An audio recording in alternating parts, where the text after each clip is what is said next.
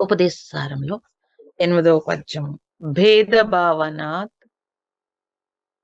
సోహమిత్యసౌ భావనా అభిధ పావనీమత. త్వం పదార్థ శోధన చెప్పాము. నేను పై ఉండే అధ్యారూపాలన్నింటినీ తీసివేస్తే నేను యొక్క స్వరూపము అంటే శుద్ధ సత్ యొక్క అనుభవము. కాబట్టి సత్ అంటే లోపల బయట ఉన్నదంతా సత్యే అన్నప్పుడు అయితే బయట అనే విభాగం ఎక్కడి నుంచి వచ్చిందంటే దేహాభిమానము నుండి వచ్చింది. అయితే ఈ దేహాభిమానం అజ్ఞాన కల్పితం అన్నప్పుడు ఈ దేహం నాది నేను అనేదంతా కూడా అజ్ఞాన కల్పితం. జ్ఞానికి లోపల బయట అనే తేడాయే లేకుండా ఒకే సత్తు సర్వత్రా ప్రకాశిస్తోంది. అది నారాయణుడు. ఇంతవరకు చెప్పాను. అజ్ఞానమే భేదహేతువు అంటే రెండు సత్తులు ఒకటి ఎలా అయ్యాయి అంటే లోపల బయట, లోపల ఉన్న సత్తు బయట ఉన్న సత్తు అన్నప్పుడు ఆ రెండు ఒక్కటి ఎలా అయ్యాయి అంటే ద్వైతము అద్వైతము అని, ఇది ద్వైతి అది అద్వైతి అని సంసారి జ్ఞానిని ప్రశ్నించాడు అనుకోండి, అది సరైన ప్రశ్న కాదు. ఎందుకంటే సత్తులో భేదానికి హేతు ఏమిటి అనేది ప్రశ్న. భేదహేతువు లేకుండా భేదాన్ని భావన చేయటం దార్శనికుల విచారంలో విడ్డూరం. లోపల అనుభవానికి వచ్చే సత్తుకు బయట సత్తుకు భేదాన్ని కలగజేసే గోడ ఏది అంటే అది దేహము. దేహము కూడా సత్ యొక్క వికారమే. గోడ దేహం కాదు, అజ్ఞానమే భేదాన్ని కలగజేస్తుంది. అజ్ఞానంచే కలిగే భేదము కల్పితమే కాని వాస్తవము కాదు. అంటే సత్తులో భేదము లేనే లేదు. ఇక్కడ చూడండి, లోపల బయట, లోపల ఉన్నది సత్, బయట ఉన్నది సత్ అని మనం అనుకున్నప్పుడు ఒక డౌట్ వస్తుంది. అంతా ఒక్కటే అయినప్పుడు లోపల బయట ఏమిటి అనే డౌట్ వస్తుంది. అనంతమైన ఆ దివ్య శక్తి శరీరాన్ని దాలిస్తే అది లోపల అని చెప్తారు. అదే ఇంకొకలా కూడా చెప్పొచ్చు. అనంతమైన ఆ దివ్య శక్తి శరీరము దాలిస్తే ఈ ఆత్మకి కావలసిన కవచం ఇది అని చెప్పచ్చు. ఈ శరీరం నుంచి బయటికి వెళ్ళినప్పుడు ఆ అనంతంలో కలుస్తుంది అని చెప్తారు. అంటే ఒట్టినే మనకి తెలియడం కోసం భాష తప్పించి ఉన్నదంతా ఒకటే సత్. మరి నేను అందులోనే ఉన్నాను. ఎందులో? అదే సత్తులో ఉన్నాను అనే ఎరుక ఉంటే తెలుస్తుంది. అయితే అంతా ఒక్కటే అన్నప్పుడు మళ్ళీ భేదం ఎక్కడొచ్చింది?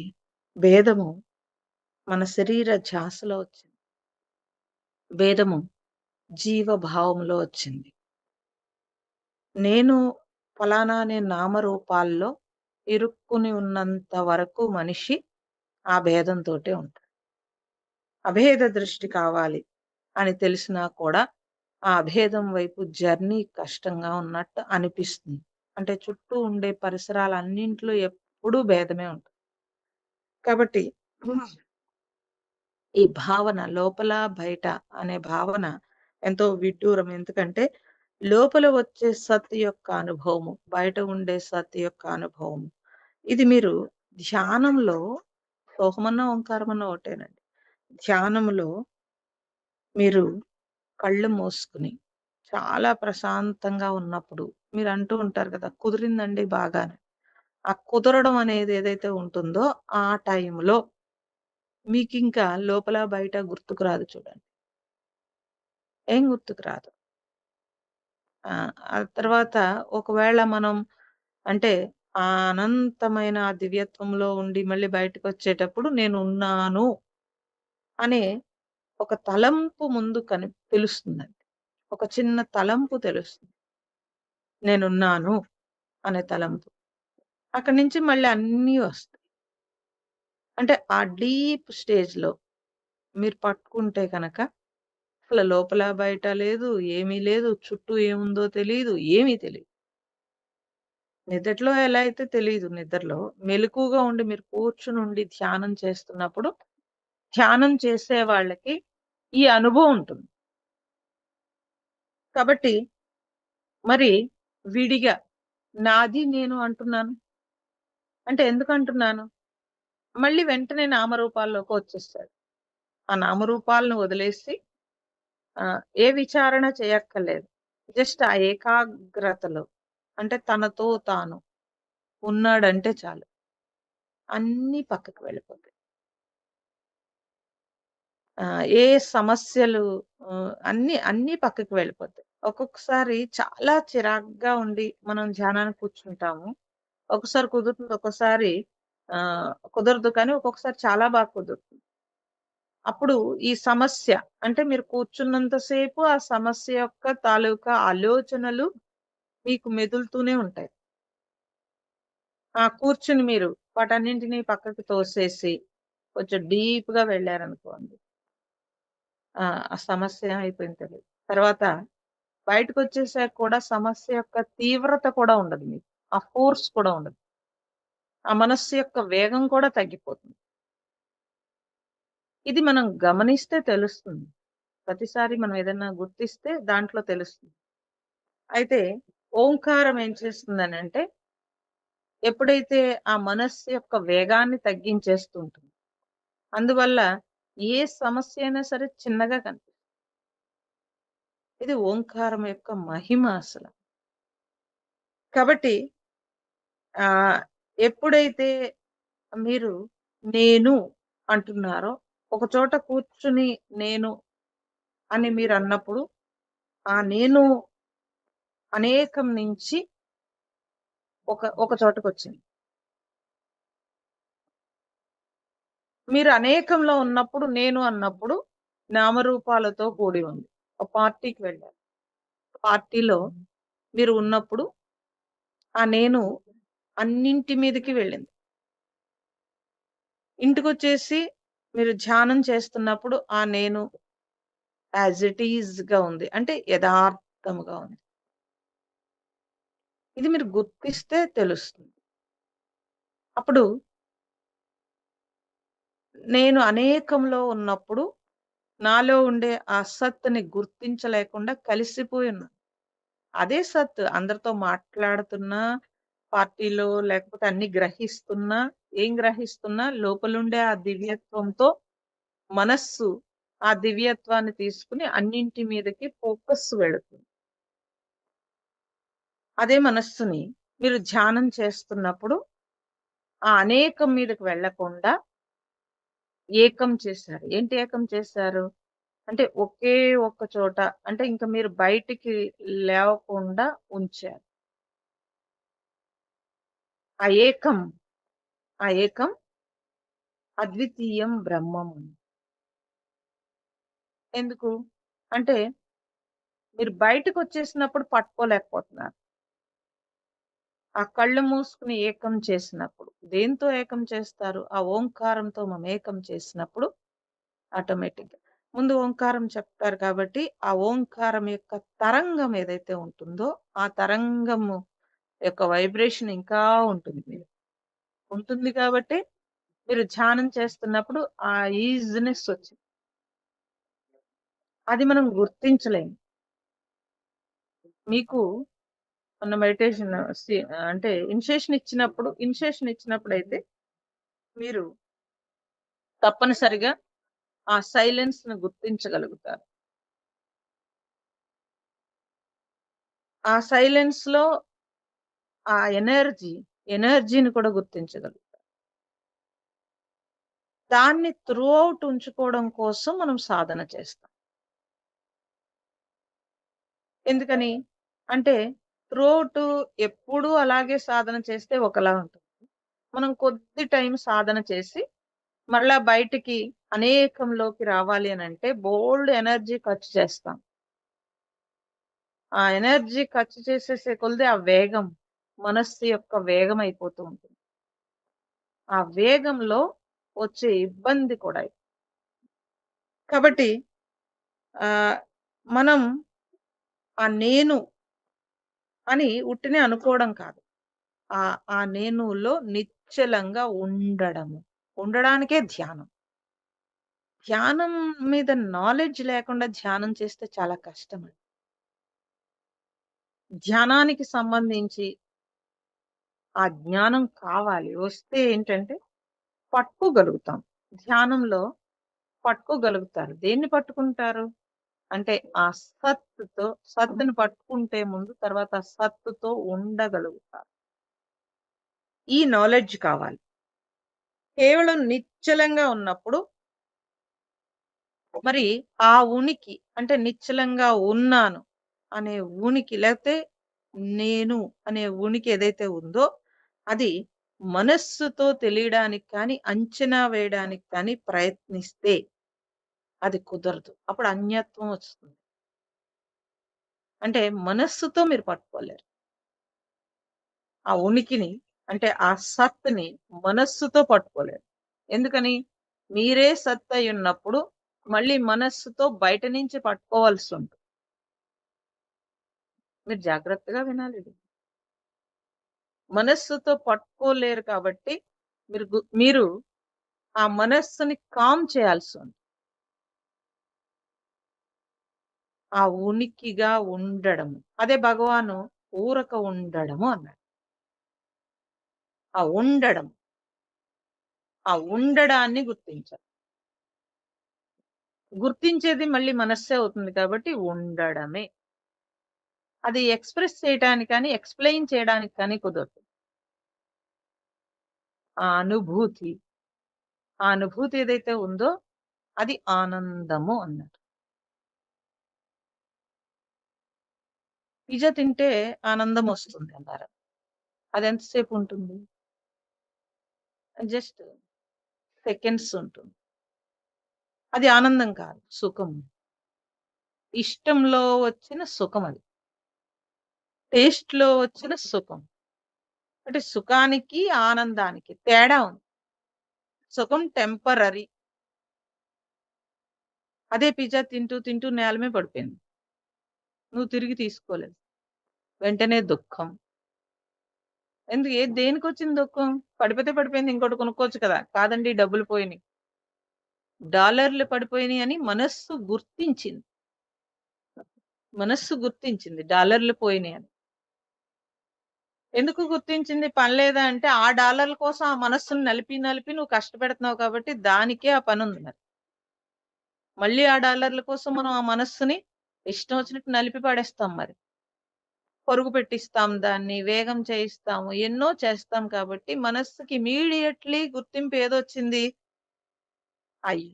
వేస్ట్ అయిపోయిందని గుర్తింపొచ్చింది. సో, మనస్సుతో ఈ సుఖం, దుఃఖం, సుఖం, దుఃఖం ఉంటుంది. ఆ మనస్సే లేని స్థితికొచ్చేటప్పటికి ఆనందం. ఆ ఆనంద స్థితి తెలుసు కాబట్టి మహాత్ములందరూ సంవత్సరాల తరబడి అలా ఉండిపోయారు. ఎందులో ఉన్న ఆహారము, నిద్ర ఏమీ లేకుండా, శరీర ధ్యాస లేకుండా ఆ ఆనందంలో ఉన్నారు వాళ్ళు. మనం గూడా ధ్యానం చేసేటప్పుడు డీప్‌కి వెళితే ఆ ఆనందంలోనే ఉంటాం. అంటే ఆనందం అంటే ఇలా టెంపరరీ సుఖంలో వచ్చే గంతులేమి ఉండవు. ఒక సాటిస్ఫాక్షన్ ఉంటుంది. ఒక హాయి తెలుస్తుంది. ఉంటాం మనం కూడా. అంటే మనం ఫ్రాక్షన్ ఆఫ్ సెకండ్స్, నిమిషాలు ఉంటాం. మహాత్ములందరూ దానిలో ఉంటారు కాబట్టి ఆ ఎరుకలో ఎప్పుడూ ఆనందంగా. వాళ్ళకి, మనకి తేడా. జ్ఞానికి, మనకి తేడా అది. మనం ఇప్పుడు ట్రై చేస్తున్నాం కదా! ఎందుకు ట్రై చేస్తున్నాము? పర్మనెంట్ ఆనందం కావాలని ట్రై చేస్తున్నాం. ఈ టెంపరరీ అప్ అండ్ డౌన్స్ వద్దు నాకు. బ్యాలన్స్ ఆఫ్ మైండ్ ఆల్రెడీ ధ్యానం చేస్తుంటే బ్యాలన్స్ ఆఫ్ మైండ్ వచ్చేస్తుంది. అది స్టార్టింగ్‌లో బ్యాలన్స్ ఆఫ్ మైండ్ కోసం ట్రై చేస్తాం. అది వచ్చేస్తుంది. ఆ తరువాత ఏ కష్టం, ఏ సుఖం వచ్చినా సమత్వ బుద్ధి. బుద్ధి కూడా బ్యాలెన్స్ రావాలి. ముందు మనస్సు బ్యాలెన్సు, తర్వాత బుద్ధి బ్యాలెన్సు, తర్వాత గుణాలు లేకుండా స్థితి, ఆ తర్వాత చైతన్య స్థితి. ఇన్నున్నాయండి అంటే విడగొట్టడానికి నేను చెప్తున్నాను. నువ్వు డైరెక్ట్‌గా నీ ఉనికిలో ఉండిపోతే ఇవన్నీ పక్కకు పోతాయి. మరి ఆ ఉండడం కుదరదు కాబట్టి నేను విడగొట్టి ఒకేసారి మీరు కంచం నిండా అన్నీ పెట్టుకున్నా, ఒకేసారి నోట్లో పెట్టుకోరు కదండీ. ఒకటి, ఒకటి, ఒకటి, ఒకటి తీసుకొని నోట్లో పెట్టుకుంటారు. సో, అలా ఒక్కొక్క దాన్ని తొలగించుకుంటూ వస్తున్నప్పుడు ఆటోమేటిక్‌గానే మరి ఒక్కొక్కటి తొలగించడం కష్టం కదా! అందుకే నువ్వు ఆ ఎరుకను పట్టుకుంటే అన్నీ బయటకొస్తాయి. మిగతా గుణాలన్నీ బయటకొచ్చేస్తాయి. కాబట్టి నిశ్చలంగా ఉండడం అంటే ఉనికి కాబట్టి, ఆ ఉనికి కదలిక లేని అన్యత్వం ఏమీ లేని స్థితి. ఆ అన్యత్వం లేని శుద్ధమైన ఉనికియే సకల జగత్తుకి మూలమని మనం తెలుసుకుంటే కనుక, నేను అనే భావానికి కూడా అదియే మూలము. అంటే అన్నింటికి అదే ఉనికి ఉంది. ఈ పంచభూతాల్లో ఆ ఉనికి ఉంది కాబట్టి, ఆ ఉనికి ఒక నియతి ప్రకారం జరుగుతుంటే పంచభూతాలన్నీ మీరెవరు ఆర్డర్ చేయట్లేదు పంచభూతాలు. సూర్యుడిని మీరు రమ్మని చెప్పారా ఏంటి? ఆ కిరణాలు ఇమ్మని మీరు చెప్తారా ఏంటి? ఈ భూమి యొక్క సారం మీరు నడుపుతారా ఏంటి? ఆ నీరు ప్రవహించటం మీరు చేస్తారా? గాలి మీరు దాన్ని పట్టుకోగలుగుతారా? ఏదైనా పంచభూతాలు ఒక నియతి ప్రకారం ఒక సైకిల్ నడుస్తూ ఉంటే ఈ భూమి మీద మనం జీవించగలుగుతున్నాం.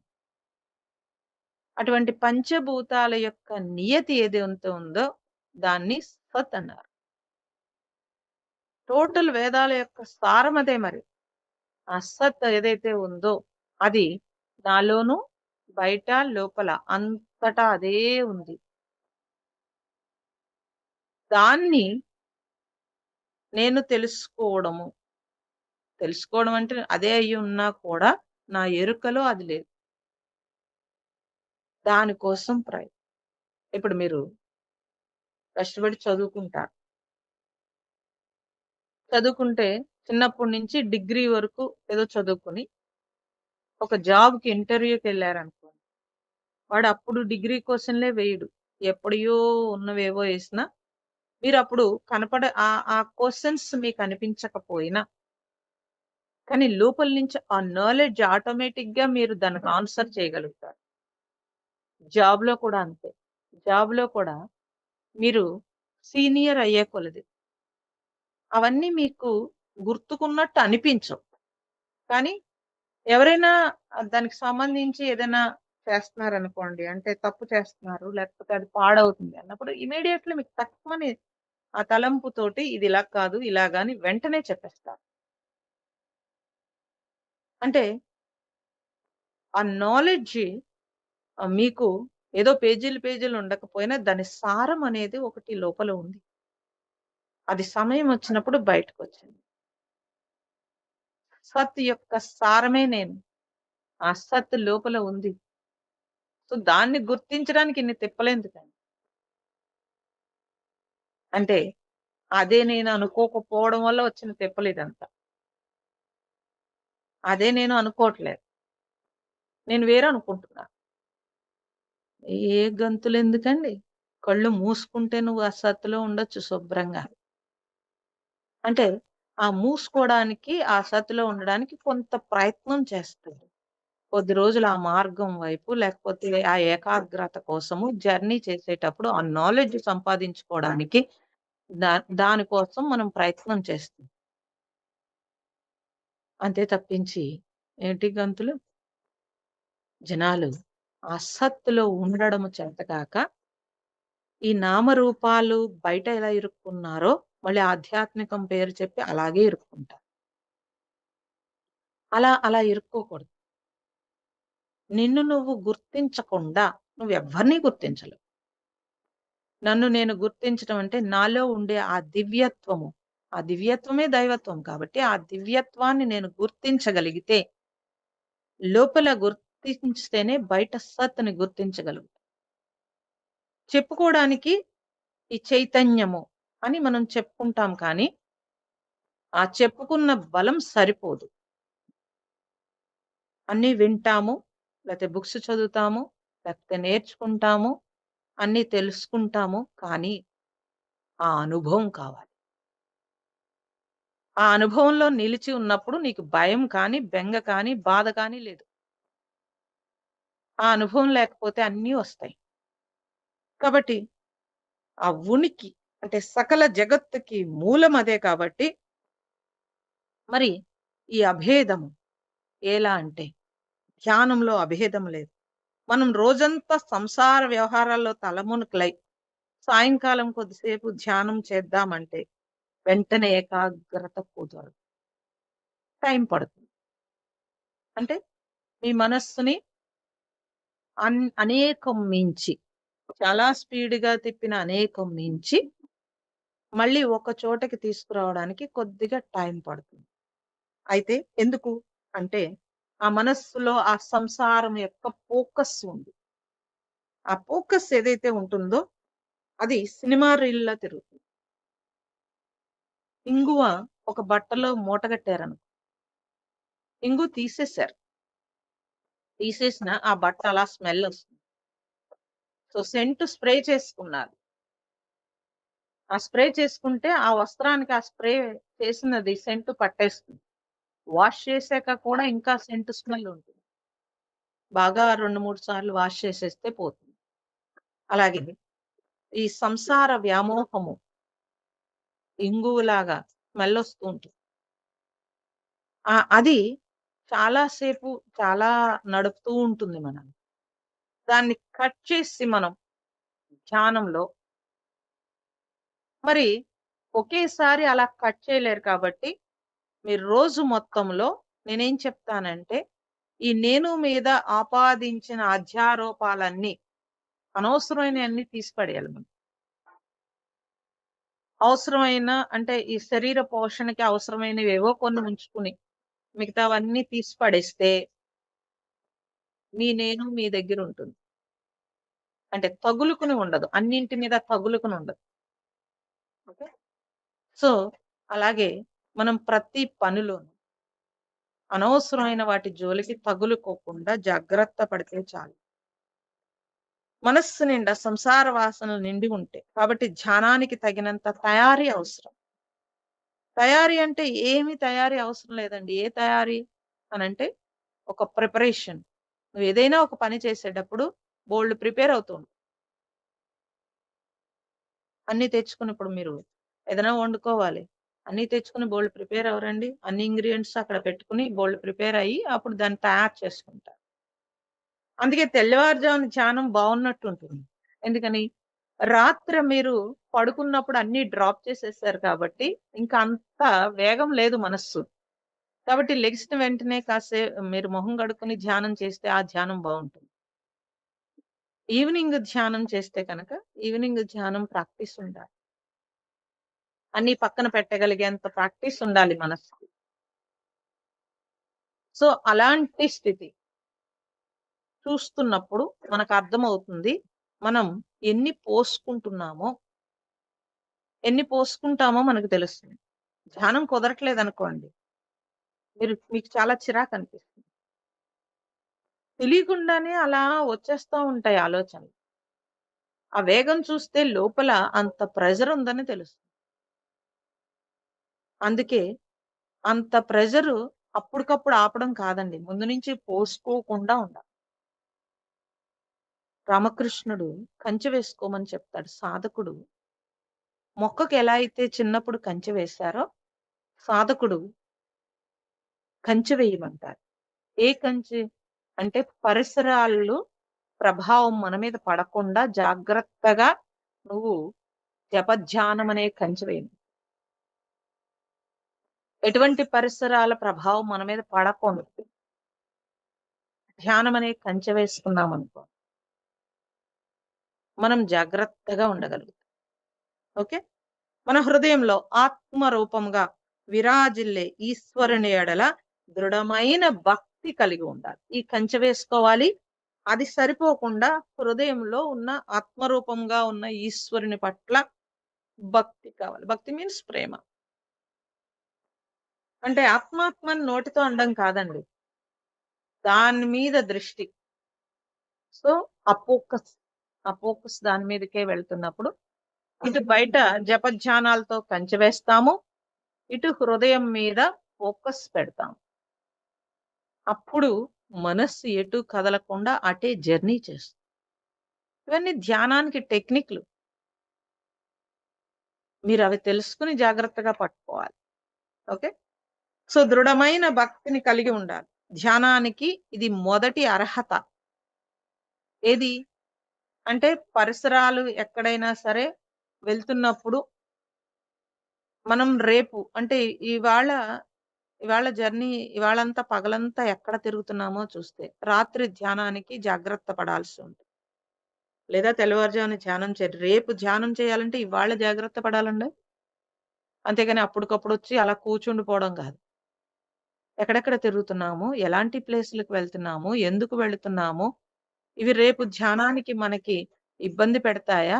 ఇంత ఎరుక ఉండాలి. ఏముండదండి. ఊరి మీద అలా అలా తిరిగేసొచ్చేసి టక్‌మని కూర్చుంటాం. మేము 2 సంవత్సరాలు ధ్యానం చేస్తున్నామండి. కానీ ఎక్కడ పట్టు దొరకట్లేదంట. నువ్వు 2 సంవత్సరాల నుంచి కూర్చున్నావా? ధ్యానం చేస్తున్నావా? ధ్యానం చేస్తే ప్రిపరేషన్ ఏది?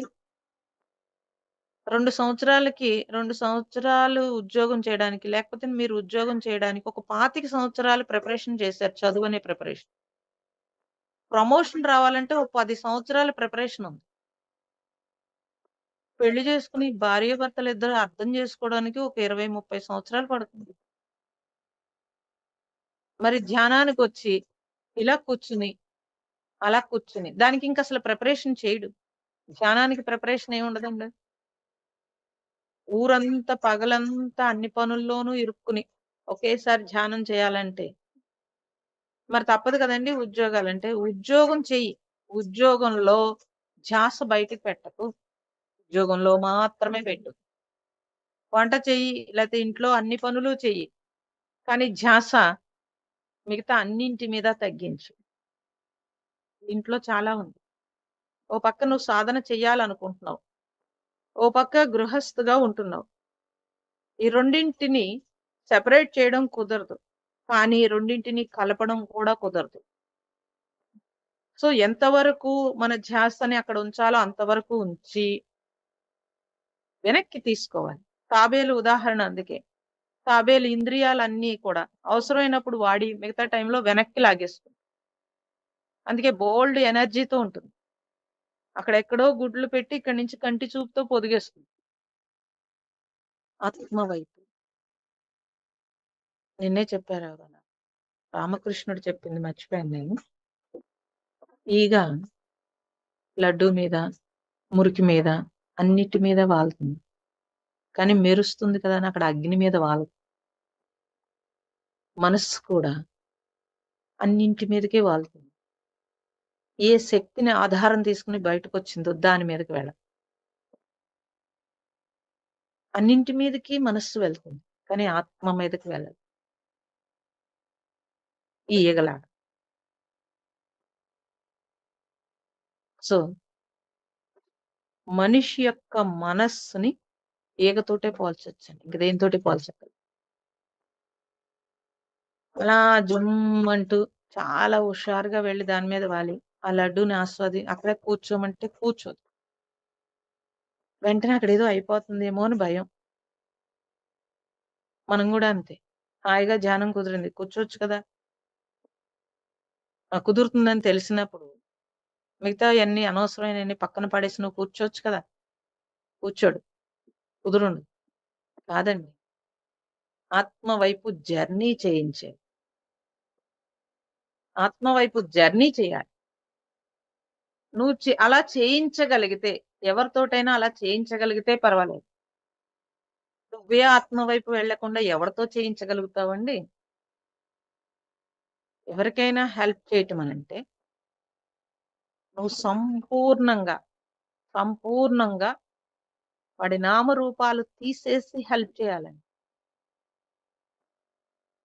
సో, ఎవ్వరు ఎనీ పర్సన్ హెల్ప్ అంటే ఈ అసలు మీనింగ్ కష్టం. ఆత్మగా నువ్వున్నప్పుడు మాత్రమే హెల్ప్ చేయగలుగుతావు. అంతకంటే హెల్ప్ చేసేది ఏమీ ఉండదండి. కాకపోతే నాకు తెలుసున్న విషయాన్ని ఇతరులకి పంచడం ఒక్కటే ఉంది. దానికి అందమైన పేరు హెల్ప్ అని పెట్టారు. కానీ ఆ పంచడంలో, ఆ పంచడంలో నువ్వు రాగద్వేషాలు లేకుండా గుణాతీత స్థితిలో పంచినప్పుడు మాత్రమే అది నిష్కామ కర్మ అన్నారు. మిగతావంతా ఇంకోసారి పోగు చేసుకుంటూ ఉంటారు. ఇంకో పాపం పోగు చేసుకోవడం అవుతుంది. కాబట్టి చాలా జాగ్రత్తగా ఉండాలి. జారుడు బల్ల చూసుంటారు. ఆ పైకెక్కాక కూర్చుని నువ్వు ఎలర్ట్‌గా లేకపోతే జాగ్రత్తగా కిందకొచ్చేస్తావు. స్పిరిచ్యువల్‌లో కూడా అంతే. నువ్వు కష్టపడి జన్మజన్మలు సాధన చేసుకున్నది ఏమాత్రం తింగరగా ఉన్నా ఆ పాపంతో కిందకొస్తావు. ఎంతమంది పీఠాధిపతులు, ఎంతమంది ఎంతెంత సాధనలు చేసి హైయెస్ట్ స్టేజ్ నుంచి మళ్ళీ కిందకి పడిపోతారు. ఎంతమంది రమణులు, చంద్రశేఖరులు, లేక రామకృష్ణులు లాంటి వాళ్ళు ఎలాంటివి ఉన్నా సరే, వాళ్ళకి ఎన్ని రాజ్యాలు లేకపోతే ఎన్ని భోగాలు పెట్టినా సరే, ఎలా ఉన్నారో అలా ఉన్నారు. యాజ్ ఇట్ ఈస్‌గా ఉన్నారు. వాళ్ళెవరు హెల్ప్ చేస్తామని ఎక్కడా బోర్డులు పెట్టుకోలేదు. కాబట్టి మనం గుర్తించాలి. గుర్తించి నాకేం కావాలి? నాకేం గావాలో గుర్తించి ఆ వైపుకి జర్నీ చేయి. ఆ జర్నీలో మళ్ళీ జారిపోకుండా ఎలర్ట్‌గా ఉండాలి. ఇన్నున్నాయి సాధనలు. ఏమీ లేకపోతే సాధన ఎలా చేయగలుగుతారండి? కాబట్టి సంసారంలోకి వెళ్ళిపోతున్నామనంటే మళ్ళీ స్పిరిచ్యువల్ సంసారంలోకెళ్తాడు. ఈ సంసారం నుంచి తప్పించుకొని ఈ సంసారంలోకెళ్తాడు. అది యదార్థమైన భక్తి కాదు. యదార్థమైన భక్తి అంటే నీతో నువ్వు. అంటే నాలో ఉండే ఆ సత్ నేను గుర్తించలేకపోతే ఇంక నేను ఎవ్వరిలోనూ గుర్తించలేను. ఎవరిలోనూ గుర్తించలేను. కాబట్టి మీలో ఉండే ఆ దివ్యత్వము, దైవత్వము అది ఫస్ట్ గుర్తించాల్సినది మీరు. అది ధ్యానము ఉపాయం. ధ్యానంతో ఉపాయం. ధ్యానానికి సంబంధించిన జ్ఞానము. ధ్యానానికి ఉపాయం. అలా అయితేనే కరెక్ట్‌గా బండి నడుస్తుంది. ఓకే.